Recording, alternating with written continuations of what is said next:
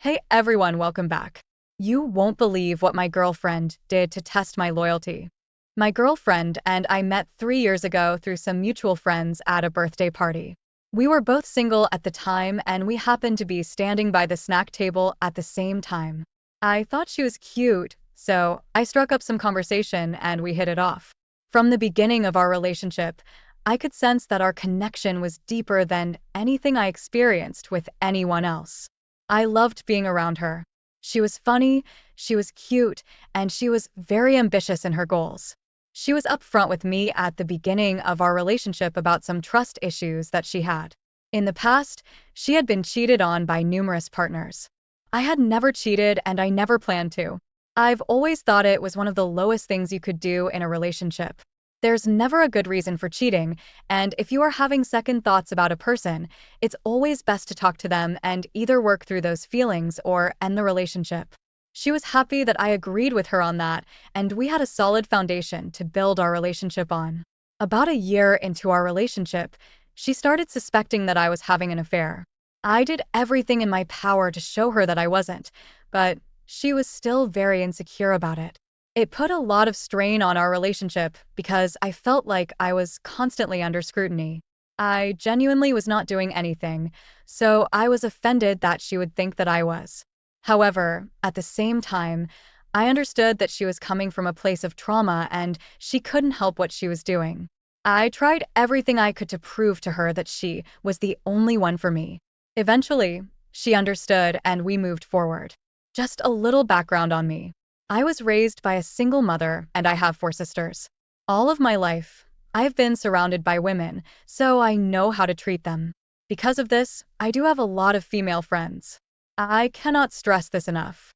Absolutely none of them are the stereotype of the girl best friend that you see online all the time. None of them want to sleep with me. At work, we had a new hire. Let's call her Jane. I oversaw all of the train for her, and over the weeks we spent working together, we established a little friendship. I didn't think anything of it. She was a coworker and someone that I talked about Marvel movies and video games with. She had my phone number and one night, she texted me a link to an article announcing a sequel to a video game she and I were both fans of. She was new to the city and I knew that she just wanted to meet people to hang out with. It really wasn't a big deal.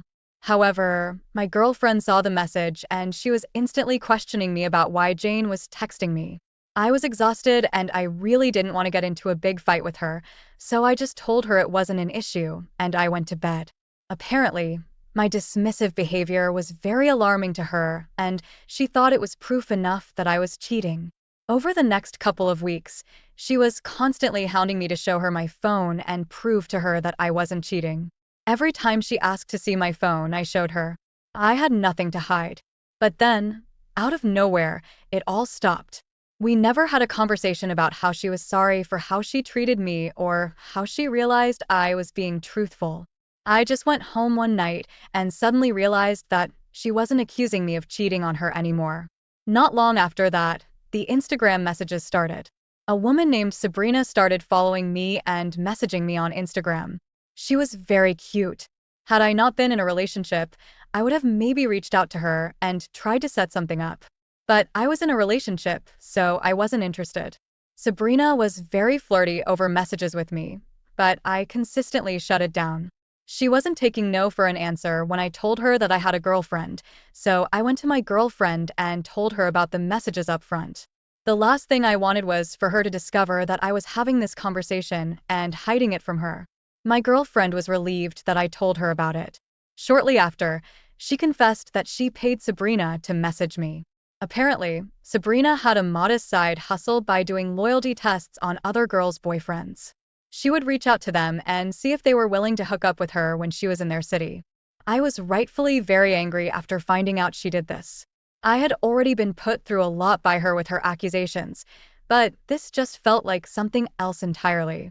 I hadn't done anything to make her distrust me, and her actively trying to get me to do something incriminating felt like a violation of our trust. After a long argument, I decided that I wanted to give her a little taste of her own medicine. I demanded that I get to look through her phone and see what else she had been doing. For someone so adamant about being able to look through my phone whenever she wanted to, she was very protective of her own. Immediately, I recognized that as being a red flag. She didn't want to give it to me, so I told her that if she didn't trust me to look at her phone after everything she had done to me, then I didn't know where our relationship was going to be going. I felt bad for throwing that ultimatum in her face, but I was very angry at the time. My girlfriend handed me her phone, and I found a lot of information that shocked me. At the top of her text message list was one of her ex-boyfriends. Specifically, one of her exes that she told me cheated on her 3 times and made her feel like complete garbage. He had reached out to her and told her that he missed her and wanted to get back together with her. She confessed that she still had feelings for him, but didn't know what to do about it. Her ex started talking about all of the times they had together, and the conversation took a very sexual turn. My girlfriend then started sexting with him and role-playing via text message. They had exchanged dozens of pictures and videos with each other. The entire time I was looking at those messages, my girlfriend was crying and begging me to forgive her for what she did. She swore up and down that she and him hadn't met up to sleep together, but through the context of their messages, I determined that was a lie.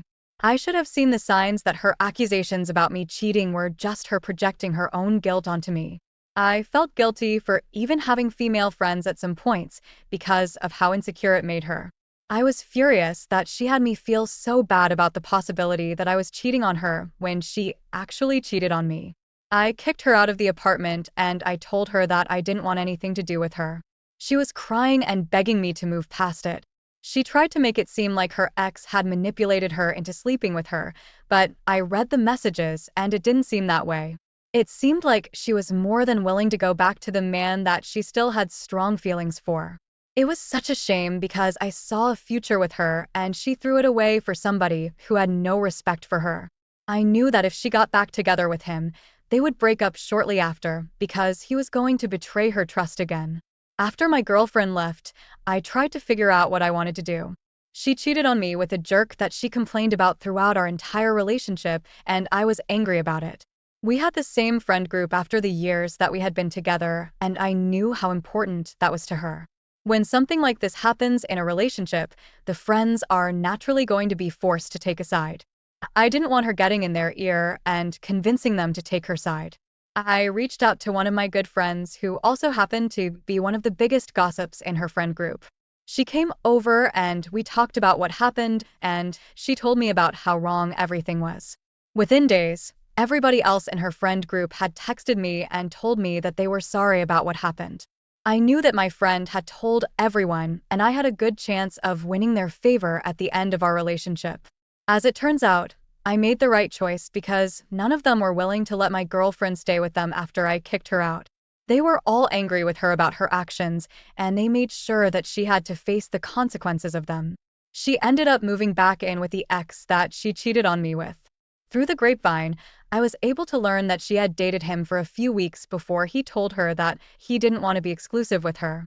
She was obviously very unhappy about that, so she moved back in with her parents. As it turned out, my girlfriend was right to be suspicious about Jane. Apparently, she did have a bit of a crush on me, but I didn't realize at the time. After a few months of being broken up with my girlfriend, I opened up to Jane about it at work and she confessed that she had feelings for me. Jane and I have been dating for a year now. It's a much better relationship than what I had with my ex. I never feel like I'm being constantly judged or accused of cheating, and there's actually trust in our relationship. Opie, I'm so sorry you had to go through all of this. It can be very frustrating to be accused of doing something that you're not guilty of. I think in this case, it sounds like it came from your girlfriend's past relationship trauma as well as her guilty conscience. Loyalty tests are extremely frustrating. Normally, I would say that if you don't have a trusting relationship with your partner, you should end it. It was clear from the start of this post that your girlfriend had trust issues that she needed to work on. Realistically, she would probably benefit from some time being single. It's important when you're hurt in a relationship to take time for yourself, and it doesn't seem like she was doing that. Because of that, she fell into a very bad habit. I don't understand why she would go back with an ex who treated her so poorly. Maybe something is drawing her to him because she knows what he's like, and being hurt by him again wouldn't be as hard as being hurt by someone new. I'm glad that you and Jane are happy together now. It seems like the of you have a lot in common and some potential to have a great relationship. I wish you both nothing but the best. Now, let's move on to our next story. I, 33 male, and my girlfriend, 28 female, met online through a Discord server for a podcast we both liked. There was a channel in the server to post pictures of your animals, and she fell in love with my dog before she fell in love with me. After I uploaded a lot of pictures of them, she sent me a DM and we started talking. I developed feelings for her before I even saw her. She did the same. I had been thinking about a girl I had never seen before, and it was driving me crazy, so I confessed my feelings for her, and she was very happy. We actually only lived about 5 hours away from each other, so we could try and form a relationship. We agreed to meet up after a few weeks of talking over video chat, and it felt like finally placing that last puzzle piece and making it whole. Then the pandemic happened. It was really difficult for us to see each other in person, so we went back to our long-distance origins and spent our nights together on video chat. We did everything that a long-distance couple could do to spend time together, and it was fine, but it wasn't ideal. I have always been a big gamer. I followed a lot of news in the industry, and I always made sure I could buy the latest consoles and the newest hit games. So, when the new Animal Crossing game came out at the beginning of the pandemic, everybody was raving about it. It was such a fun way to get together with friends and do something virtually. My girlfriend hadn't been crazy about video games before Animal Crossing, but because I wanted to spend that time with her, I ended up buying her a Nintendo Switch with the game. We spent a lot of time together visiting each other's islands and playing the game. It was a very fun time for us, and I really cherish those moments we shared, even if it was in a video game. Now my girlfriend was online a lot. She was laid off from her job and having a really difficult time finding a new one, so she spent a lot of time on the internet at home. I had actually convinced her to send an application to my place of employment because they were looking for remote workers. She applied, and I promised to try to put a good word in for her. I knew that she had met some other people over the internet that she played Animal Crossing with, but I didn't know anything about them. I just expected them to be online friends and nothing else. Of course, in hindsight, I realized my girlfriend and I were online friends before we were together. I didn't have any reason not to trust her, so I didn't think that she would be talking romantically with another person online. A few weeks had passed, and my girlfriend was sort of nudging me to update her on her application status at my job. When I checked on it, the hiring manager told me that they had received a lot of applications and they were still looking through them. They were keeping an eye out for hers, but they couldn't make any promises. I told her that, and she seemed very disappointed by the news, but she was understanding overall. Not long after we had that conversation, we were online talking about a movie we were planning on watching together when I got a random notification on Discord. It was from an account I wasn't friends with, and we weren't in any mutual servers or anything like that. I had no idea who this person was, but they were claiming to know my girlfriend. I didn't say anything while I was on the phone with her because I wanted to see what this person was trying to get at. I humored them and started talking. They confessed to me that my girlfriend had been flirting with them online, and recently they had taken the next step in their relationship. I was curious about what that was, so I asked. He told me that he went to visit her and they slept together. I was shocked by that news, and I wasn't sure that I believed it. My girlfriend was normally very shy, and on top of that, the world had only been shut down for about 5 months by that point. We were still in the height of the pandemic, and it seemed like it would be irresponsible to just meet up with some random person you met online to sleep with them. I told them that they were lying, and I thought it was a bad joke, but they sent me messages and pictures to prove it. They told me that they had no idea that I existed until they were at my girlfriend's house. Apparently, she felt really guilty after the fact, and she confessed to them that she was in a relationship with me. I couldn't deny the proof when I saw it. It was very clearly my girlfriend, and I had no way to excuse what the person was telling me. I was on the phone with her at the time and just completely frozen. I didn't know what to say to her. I've never been a confrontational person, and having conversations like that was difficult for me, but I knew that I needed to end things with her. She cheated on me with some random person from the internet. Not only was that a breach of my trust, but it was extremely irresponsible given what was happening in the world at the time. I asked the man how they met, and he said that they had been playing Animal Crossing online with each other for a few weeks and they had developed a connection with each other. They only lived about 45 minutes away from each other, and they had both been in lockdown for so long that they figured no harm would come of being with each other. I ended up telling my girlfriend that I had a bad headache and needed to get off the call early. I spoke to the other guy on Discord for a while after I hung up the phone to try and figure out all of the details. From the way he made it sound, it seemed like from the beginning of their relationship, she was interested in pursuing him. I felt like I had been stabbed in the back by her. I had never been betrayed like that in a relationship, so I took it very hard. I didn't talk to her for a couple of days, and she kept spamming me with messages asking me about what was going on. All I could think about was how I needed to break up with her, but I didn't know how to do it. I went back to work the following Monday and I ran into the hiring manager that I had been asking to look into my girlfriend's resume so often. I lied to her and told her to pull my girlfriend's resume because she found another job. Working with her wouldn't have been an option even if she was going to be working remotely. I would still have to see her name in emails, see her in Zoom calls, and maintain a cordial relationship with her at work. I didn't think I could handle that. She broke my heart, and I didn't want to have to worry about seeing her in any capacity while I was at work. The hiring manager thanked me for letting her know and made a note to toss the resume when she came across it. Later that night, I realized that I needed to have a conversation with my girlfriend. We got on a call and she was asking me if everything was all right because I'd been very distant. Then I confessed that I knew what happened. She instantly broke down and apologized and tried to tell me that she knew it was a mistake and she wished that she could take it back. Unfortunately, she couldn't take it back. She would never be able to undo what she did, and that was something she would have to live with. At the end of the call, I broke up with her.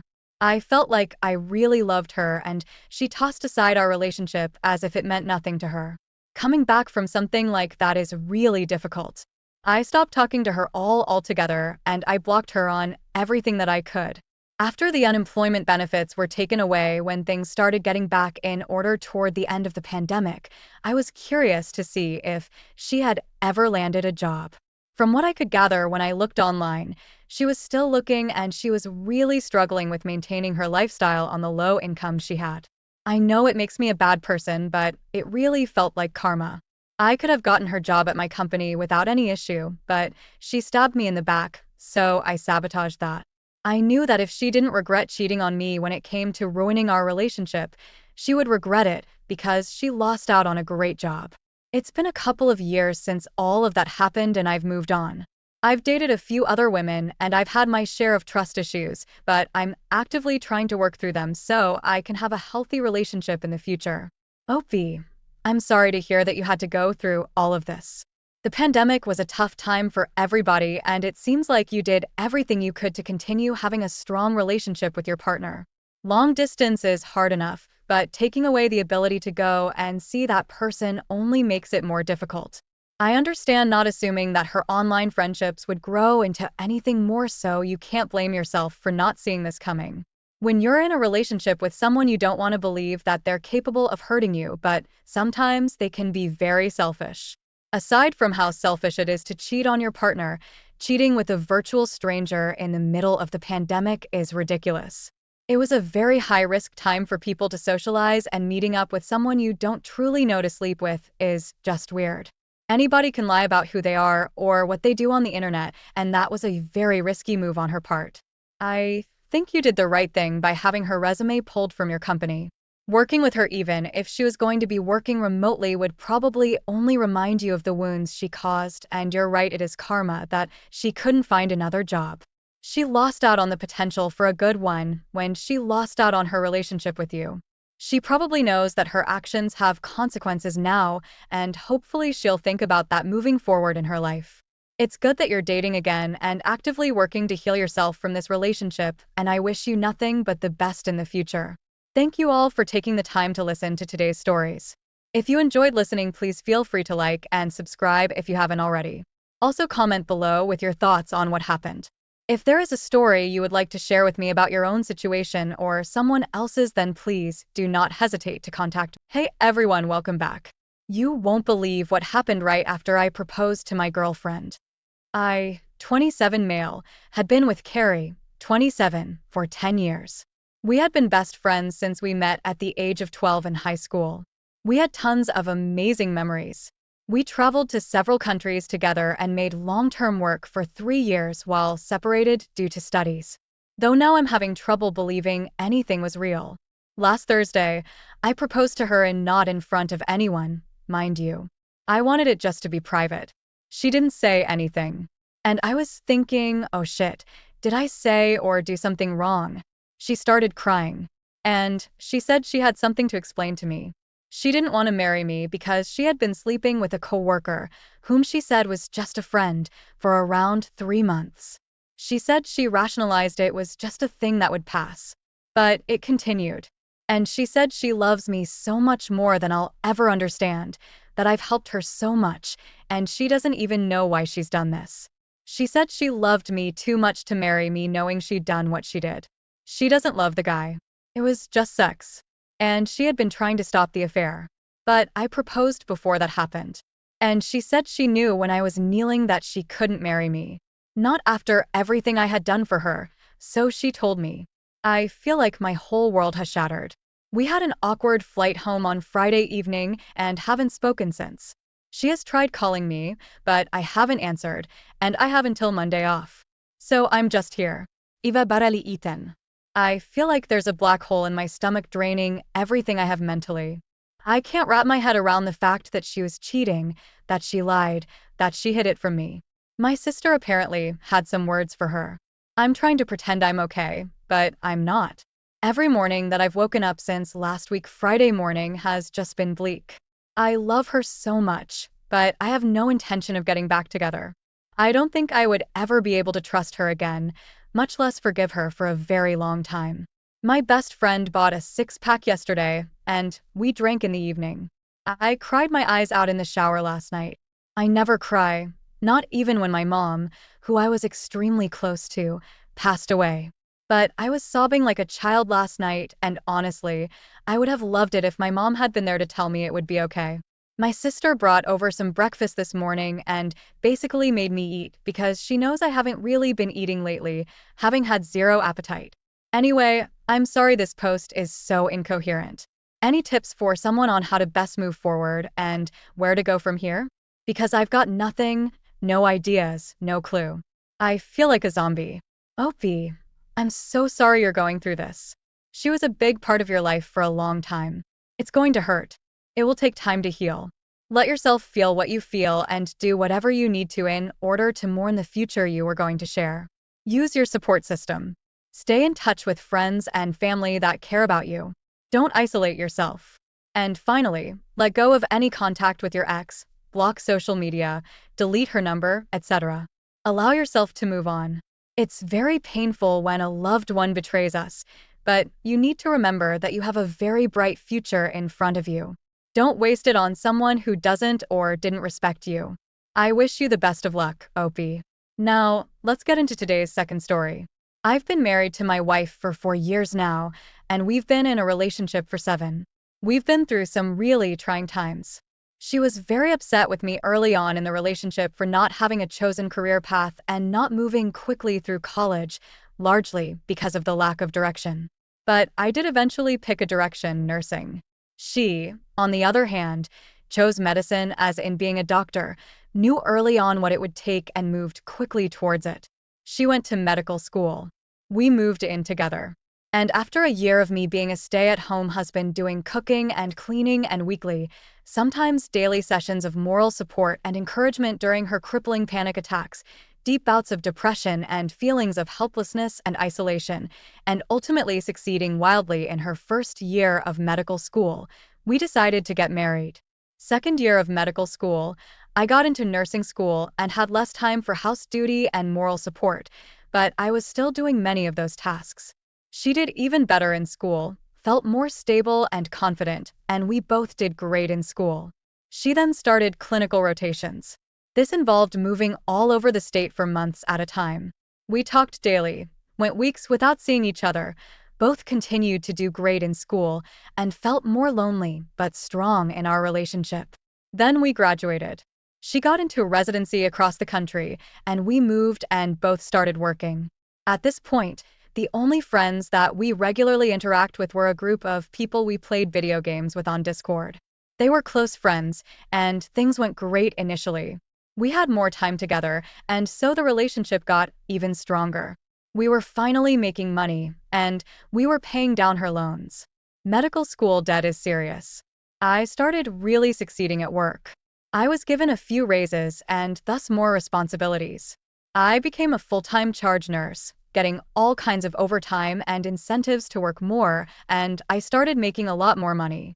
So naturally, I put in more hours, and my wife was in full support of this. She, however, started struggling at work and got more and more depressed and anxious. Our hours didn't match up, and we stopped seeing each other more than a couple of hours a day max, with only a few days a month off of work together. So we planned a vacation together. We decided to go to the country that most of our Discord friends lived in and meet them, and we have a week together like we used to. Another crazy adventure. Then my D-Day hit out of nowhere. She sat me down and asked me if it would be okay if she had sex with one of our Discord friends, the guy that owns the server. I obviously asked where that even came from.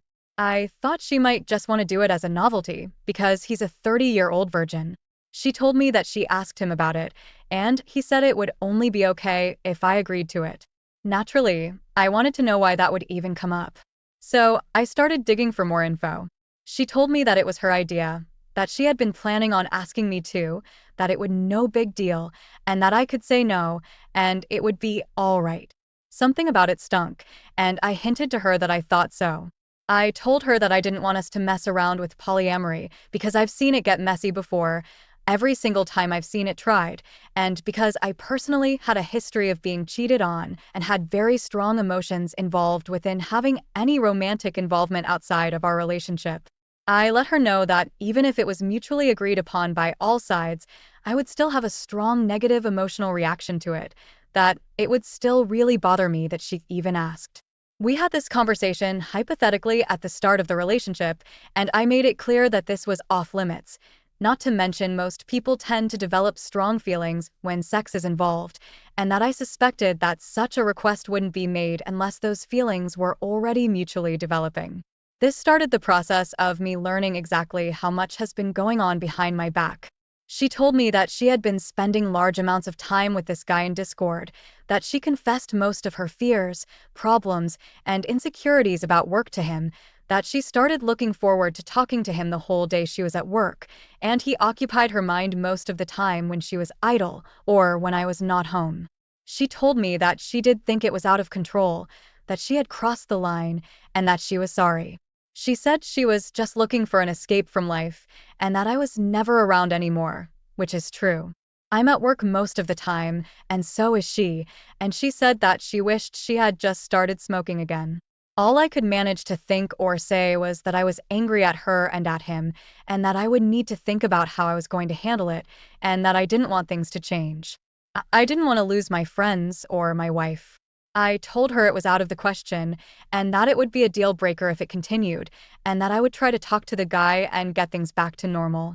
She agreed to put a stop to any romantic involvement. We ran out of time to talk, and we had to go to bed so we could get to work in the morning. All we could agree on was that we wanted our relationship to stay healthy, and we would need to discuss this more to facilitate that. I spent the next few days growing increasingly more agitated at my work. She mentioned several times that the guy was talking about polyamory more in Discord, and suggested that we read a book about it. I started to notice exactly how much time she spent with him in Discord while I was at work. I was losing my focus, and I had no time to deal with the situation and just couldn't concentrate. I was avoiding Discord at home because the guy was always online, a mom's basement kind of guy. I was just focusing on not exploding at every moment. Finally, I decided to get on her computer and look at her Discord chat with him. I found out that she had been having what amounted to phone sex with him, that she had said she had to stop, and probably the next day, she decided to do it again. I couldn't sleep that night, not awake. She was in the middle of rounds. I decided to get out of bed 4 hours early to just tell the guy my feelings over text and ask him specifically to promise to refuse any romantic advances from her if she tried to initiate it, or that I would have to cut contact with him and insist she did the same. He told me he agreed not to seek any romantic activity. I pushed the matter over trying to get him to agree to this. He basically told me that he didn't believe in the ownership of other humans and that we just saw the world differently and that he thought she and I should seek professional help because the next guy may not be as honorable as him. That was the last time I talked to him. I went to work in a very unsafe state for the people I was supposed to be caring for. Miraculously, everything went fine. She texted me when she got home that she talked to him, and then she asked what happened, so I told her to pull up my Discord and read it. She really didn't like what he had to say. This was the last time she talked to him since. I told her we needed to both cut contact with him, and she agreed. I also told her I knew that more had been going on, and I wanted her to tell me. She just started crying and said she didn't want me to hate her forever. She did seem extremely remorseful. I tried to reassure her that I was just as committed to making it work if she would just be honest with me and make some promises. She said she couldn't be totally honest about everything yet, but promised she would do anything to make me feel more trust. Then she changed the subject to her feeling like a complete and utter failure at everything. The conversation turned to her work, and she got tired and went to bed.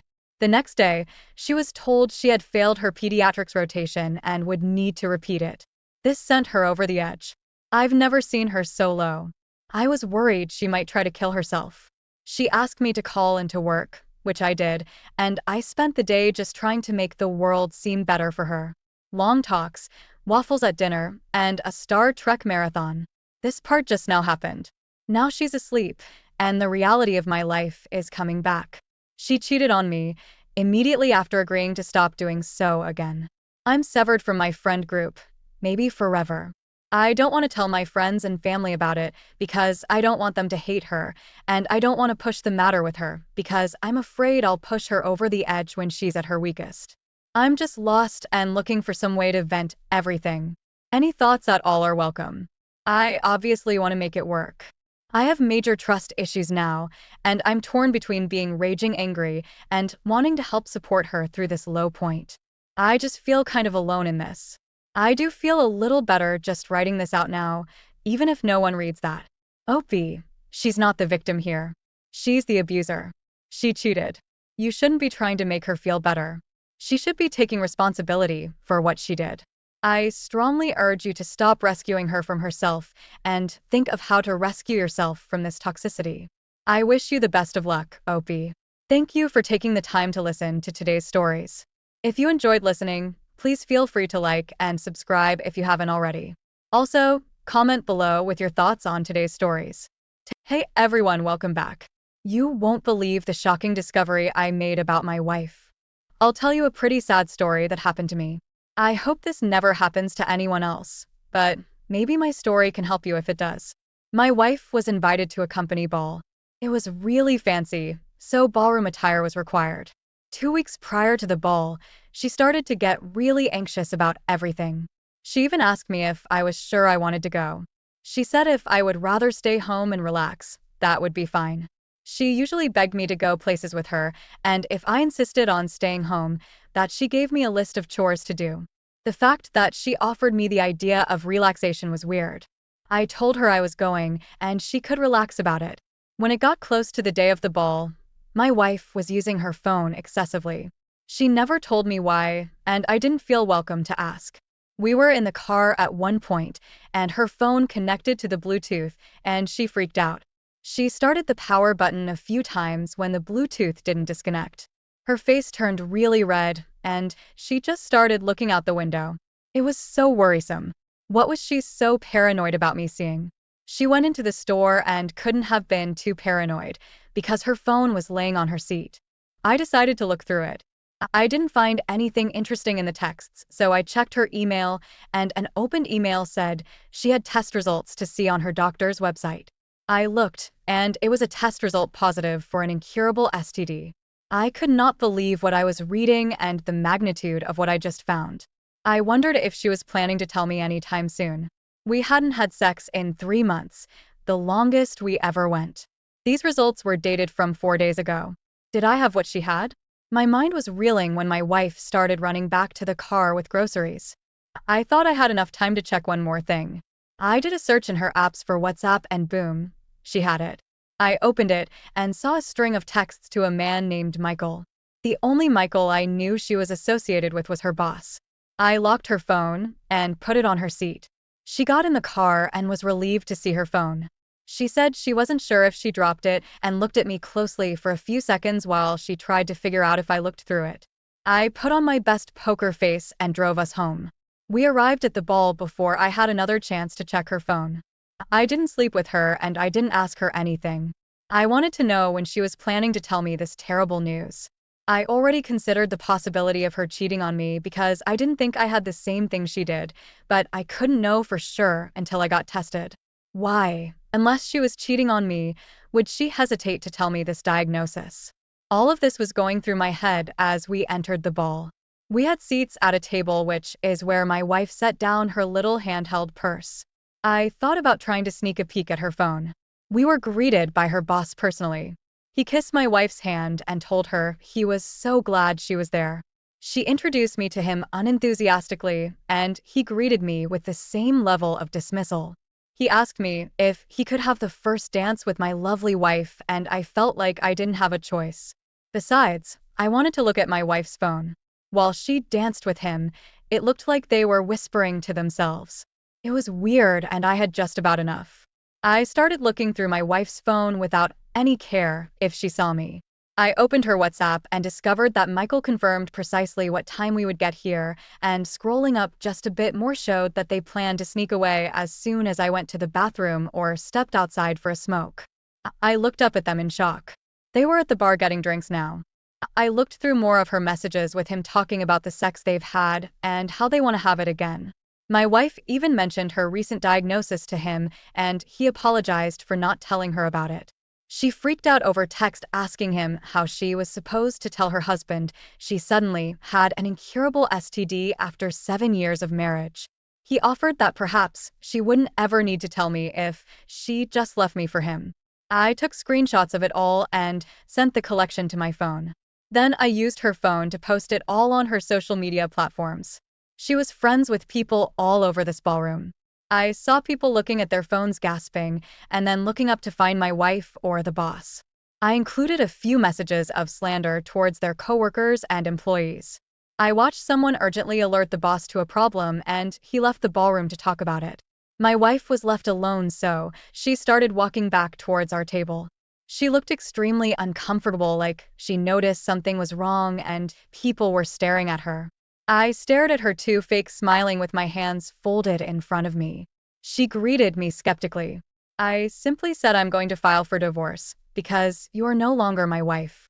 Her jaw dropped, and she sat next to me asking me what was going on.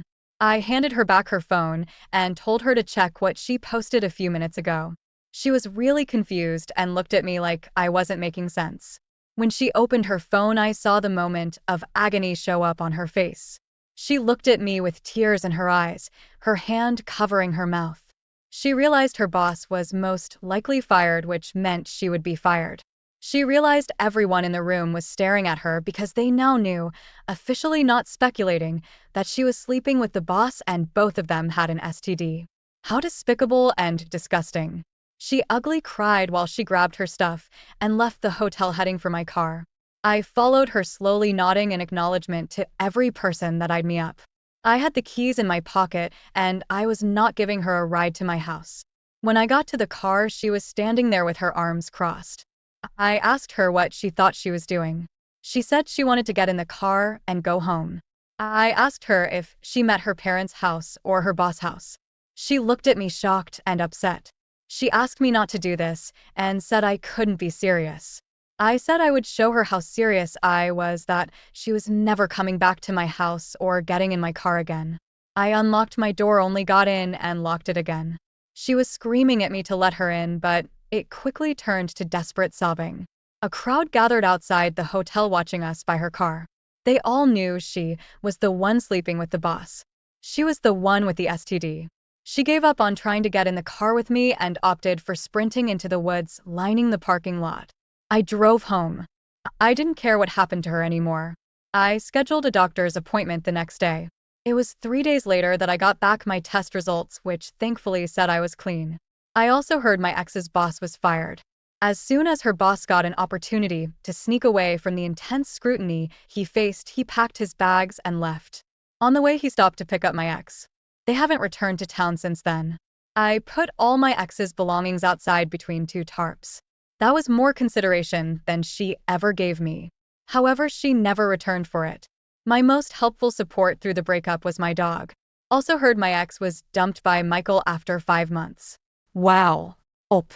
What a glamorous place to discover the disturbing secrets your wife hid from you. It was lucky that she put down her phone so you could expose their infidelity and shameful behavior to everyone they associated with. It's so lucky you didn't sleep with her before discovering the truth. It's also lucky you weren't tricked into raising an affair child. She behaved like a succubus, probably choosing to sleep with her boss because he was wealthy. A woman that does this can never be trusted. She doesn't have the right values in life and probably never will unless she's humbled by the challenges of life. It sounds like she definitely went through some hardships brought on by her actions. I wish you nothing but the best of luck in life, Opie. Now, let's get into today's second story. My girlfriend, 22, had a job babysitting for this one really nice family we both knew from church. They were wealthy, so spending time in their house wasn't really a chore. To make things even better, their younger kids were really well behaved and went to sleep easily. She had me, 25, come over a few times while she was babysitting and the kids were in bed. We never did the hokey pokey or anything, although it felt like we could have gotten away with it. This family had an older son named John. He was 18, but they didn't usually have him babysit because he was always up to something or at hockey practice. One time while she was babysitting, my girlfriend randomly stopped responding to my texts. I thought something was seriously wrong. She already told me the kids were asleep, but I guess there was a small chance one of them woke up again. I waited an hour and didn't hear anything. I decided to drive over there to check it out. At first, nothing appeared to be wrong. No flashing police lights or anything scary like that. I walked up the path to the front door and noticed an odd movement through the window. I cupped my hands around my face to see into the living room through a tiny gap in the blinds. I was shocked to see John having sex with my girlfriend. I turned away and tried to open the front door, but it was locked. Just then, a car pulled into the driveway in a hurry. It barely stopped before the door opened and John's dad jumped out. I put my hands up instinctually and said I just got here. John's dad paid me no mind at all. He just rushed to the front door and unlocked it in a hurry. He barged in, followed by John's mom asking what the hell they thought they were doing. My girlfriend screamed and John yelled. His dad told him to get out of the house. He was not allowed to have unprotected premarital sex in their home with his younger siblings asleep upstairs. He asked them how terrible it would have been if the kids came downstairs and found them having sex. He looked to my girlfriend, who had only managed to get her underwear back on, and told her she was supposed to be the responsible adult in this situation, and she failed miserably. It was then that my girlfriend noticed I was standing in the doorway. She burst into tears and put the rest of her clothes on. She apologized sincerely to John's dad, mom, and me before she got in her car and left. I realized I had no place there now that my cheating girlfriend left the scene.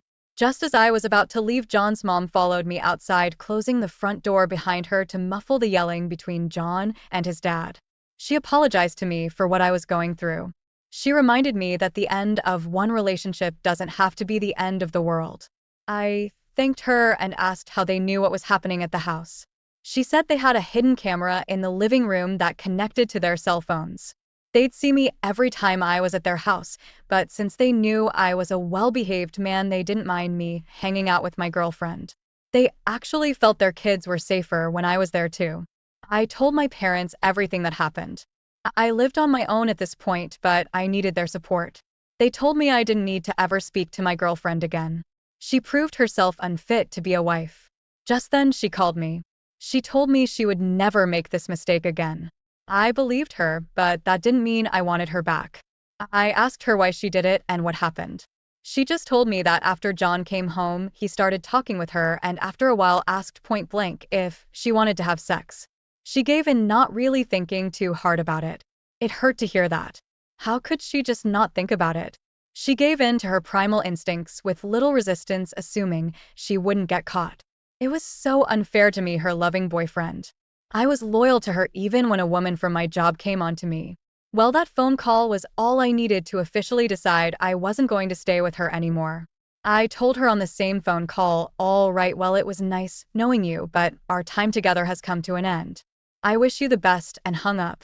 It wasn't very long until she tried to call me again several times, but I never answered. John's parents had told my ex's parents and the church that they caught her having sex in their house while she was supposed to be babysitting. I didn't keep up with my ex since, but heard she moved out of town. I am so sorry you went through the worry and panic and found your girlfriend cheating. It's a shame she didn't treat that family, you and herself, with more respect. It doesn't sound like she's mature enough for a serious relationship or job. You made the right decision to seek support and leave her. A good partner would never do anything to jeopardize their relationship, even if supposedly no one is watching. I wish you the best of luck going forward. Thank you all for taking the time to listen to today's stories. If you enjoyed listening, please feel free to like and subscribe if you haven't already. Also comment below with your thoughts on what happened. Hey everyone, welcome back. You won't believe the shocking discovery I made about my wife. The wife, who seemed devoted and loving, was hiding a secret about her lover that ruined their world. She cheated on her husband, fulfilling her lover's every wish. But what happens when the deception is exposed and she is left alone, lost in her own lying games? This is a story of betrayal and consequences. James fell in love with his future wife as soon as he got a new job. He was 25 and Emily was 20. She was working part-time while studying at university. The girl didn't take her colleagues seriously. For a long time she refused him even an ordinary date. But later she gave up and did not regret it. James turned out to be a wonderful man with whom there was something to talk about. In addition, he was handsome and attracted the attention of the female colleagues. A year later, Emily found out she was pregnant, and later they had a beautiful baby girl whom her father adored. Neither of them noticed how 18 years flew by. Ever since Emily was a little girl, they had a friend, Vika, who had been friends since kindergarten.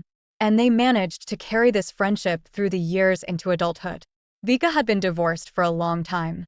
She was raising her son Callie on her own. He had just recently returned from the army and decided to make up for lost time by attending university. James was used to his wife going out with a friend several times a week. Then they went to the gym together. Then to the movies. Then just sat at home and drank. When their relationship just started, still young James did not understand why his beloved did not devote all her free time to him. He resented Emily, quietly hated Vika. But over the years he got used to their relationship. Emily joked with her husband, saying that he was just jealous that he had never had such friends and never would. James understood that, to some extent, this was true. Their daughter had left to study in another city right after high school. She had always dreamed of getting out of her small town. And when the opportunity presented itself, she fulfilled that dream. As her daughter grew older, Emily had more time for herself. She always looked good, and James contributed to that in every way. He did not spare any money on his beloved.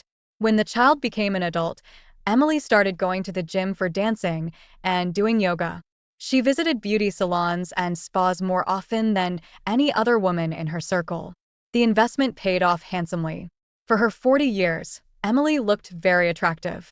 It was this attractiveness that attracted the attention of Callie, Vicky's son. Emily came to visit them from work earlier than her friend and was greeted by a young man. They were drinking tea and suddenly Callie said, "You are very beautiful," a woman confused. It is one thing to hear such a thing from a husband or from men her own age, but another from a young man who knows a lot about youth and beauty. Emily was very pleased. "Thank you," she replied with a smile. "I remember when I was 14 years old. I like you very much. My first conscious love, you might say," the young man suddenly confessed. Goosebumps ran down Emily's back. Callie's confession made her feel uncomfortable. She felt as if she had become an unwitting witness to someone else's secret. She did not speak with him again, and she could not look him in the eye if she saw him again.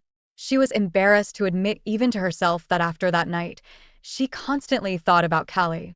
She literally dreamed of the guy taking her with his strong hands and pressing his lips to hers. She went to see her friend less often. Emily began choosing times when Callie wasn't home. She was glad her friend didn't suspect anything because she didn't want conflict with her. One day she did run into the young man and he, after getting a moment when her mother had retired to the balcony for a smoke, asked Emily directly if everything was all right. "Are you avoiding me?" said Callie. They were standing so close that it took the woman's breath away. "No, you seem to think I just have a lot of work to do. I can't come to you so often anymore," she answered confusedly. Her lips stretched in an attempt to smile. Callie looked at her sternly, with a kind of concern. It was obvious that the guy was nervous. The next moment made everything turn over in Emily's soul. There were butterflies in her stomach and her cheeks lit up with fire. Her friend's son kissed her, and she couldn't push him away. A week later, Callie called Emily and offered to come to him. His mother was out of town, and he was home alone. Upon hearing this suggestion, the woman became angry, yelled at him, and hung up. For a long time she sat there, clutching the phone in her hands and breathing heavily. Did he really think she was going to drop everything and run to his bed? That day, Emily got off work early and an hour later was standing in front of Callie, who opened the door for her with a pleased look. Their meetings became a regular occurrence. Emily had a whole spectrum of feelings. She was worried about her relationship with her friend, which would definitely fall apart if she found out about it with Callie. She was ashamed of James, who naively thought she was being held up at work, when in fact she was basking in the strong arms of a young man, and she was searingly and passionately in love with her lover. Often they didn't get to see each other, and Emily tried to keep their dates in the afternoon on her lunch hour so that James didn't suspect a thing. His wife tried her best to act as if nothing was going on. James, on the other hand, began to see that his wife was starting to look even better. Her eyes glittered and her manners changed. He admired Emily, without knowing what these changes were connected with. Once lying in bed after another intimacy, Callie told his beloved, "Divorce your husband. Let's go somewhere together. I want to be with you." He was admiring Emily and she saw it. "Well, yes, and your mother will kill us." The woman laughed, and "We won't tell her." After dialogues like that, Emily always wanted to break up with Callie, never to see him again or remember what happened between them. She and James had been together for almost 20 years, and she couldn't imagine life without her husband. Despite her feelings for her husband's lover, Emily loved him too and couldn't give him up. But their secret union could not exist happily ever after. Once again, when Emily ran away from work to fall into the arms of her lover, Vika caught them in bed. From what she saw, the woman felt ill, and her son had to hurriedly call his mother an ambulance. Shocked, Vika kept repeating the same thing. "How could you do this?" She looked at her friend with sad eyes, while Emily cried and begged for forgiveness. Callie sat silently in the kitchen, trying not to show his face to the women. He heard his mother say that Emily had to tell James everything, or she would. And the mistress cried and begged her not to. The cheater had to confess. She did not want James to hear about it from a third party, and pulling together the strength, told him everything. He at first didn't believe it, thinking his wife was playing a practical joke on him, but when he saw the tears in her eyes, he understood everything. They decided to save their marriage. They are family, they have a daughter. But after a difficult year full of scandals and resentments, they divorced. Emily's soul missed her beloved, and James could not even bring himself to go to the same bed with his wife. The daughter accepted their divorce. But the relationship between her mother and her peer was not. The woman was left hoping that after a while the girl would change her mind and resume communication with her mother. Callie transferred to a university in another city, and she and Emily moved away from their acquaintances and angry tongues. In the shadow of forbidden passions and hidden desires, fate gently wove her formidable net, drawing her into the arms of a dark conspiracy. The wife, surrounded by glittering illusions of her perfect marriage, suddenly plunged into a dangerous game of fate and began to cheat on her husband. But what happens when the curtain rises and the illusions dissipate, leaving her alone, broken and betrayed?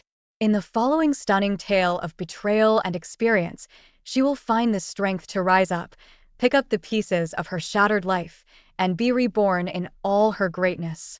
Life in the quiet little village is always monotonous. There are no bright impressions. Everything seems to go on as if on a rolling basis. The villagers got used to each other a long time ago and have been pairing off since school. There is not much of a choice. They get married, have children, spend their old age, and then marry their children again, and everything goes in a circle.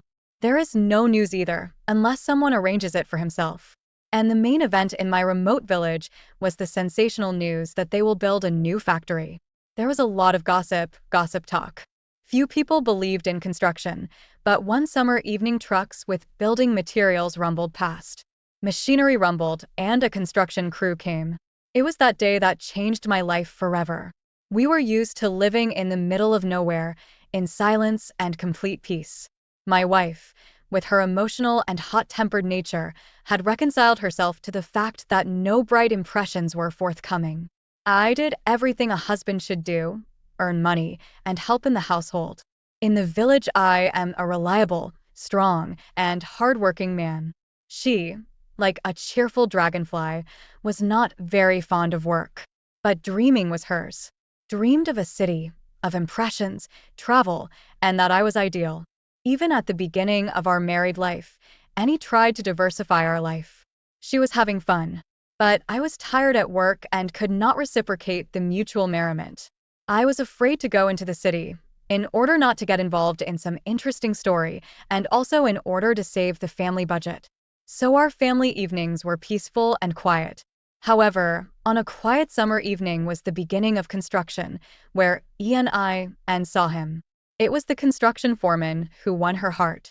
I worked from morning till night, was tired, and didn't notice how my spouse was distancing herself. Without realizing it herself, I started going out into the yard more often to do garden work. But that was just the reason. The construction crew, whose foreman was Nikita, was clearly visible from behind a low fence. In the daytime, I would put on a cheeky sundress and go out to the yard to sunbathe and look at Nikita. He couldn't help but notice it. The girl's passion could no longer sit inside. She needed to attract his attention. So, she put on short shorts, a top, made a mischievous ponytail on her head, took a hose, and began to water the flowers. The effect was not long in coming. Nikita immediately walked over to the fence and a conversation ensued. "Does the construction noise bother you?" "No, not at all." My wife became embarrassed. "I do not pay attention to him." Very sweet, and even coquettishly smiled and made it clear that she was interested in him. It was from that day that something broke in my wife. Deep sighs of regret burst from her chest. I did not understand what was wrong with her. When I asked her questions, she would answer that everything was fine. When I came home from work, I would automatically receive a kiss on the cheek and go to dinner. She understood that she was attracted to Nikita, and she could not overcome this desire. A few days later, Nikita asked I to show her where the stores were. She offered to go with him by car. But of course, she was very afraid of the trip. She understood that it was only a pretext, because she saw in Nikita's eyes the same fire of passion that had ignited in herself. But I went. When she first drove outside the village, the foreman turned off the car, pulling into the shade of the trees. And there she was, already feeling his hot breath on her neck. And so shy, I became bold and passionate, falling into Nikita's arms. And so the 2 summer months passed. When I left for work, my wife would meet Nikita's gaze.